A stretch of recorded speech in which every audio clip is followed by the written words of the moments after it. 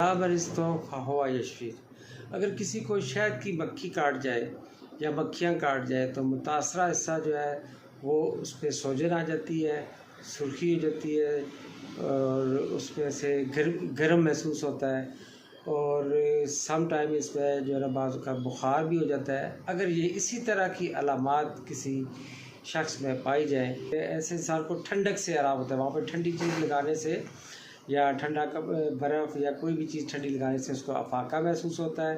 اور گرمی میں جانے سے یا گرمی کے قریب جو ہے وہ متاثرہ ایسا گرم چیز کے اس سے حرارت سے یعنی اس کو تکلیف میں اضافہ ہوتا ہے۔ تو اس طرح کی علامات اگر کسی میں پائی جائیں تو ہومیوپیتھک میں اس کا بہترین علاج ہے، جو کہ شہد کی مکھی ہی سے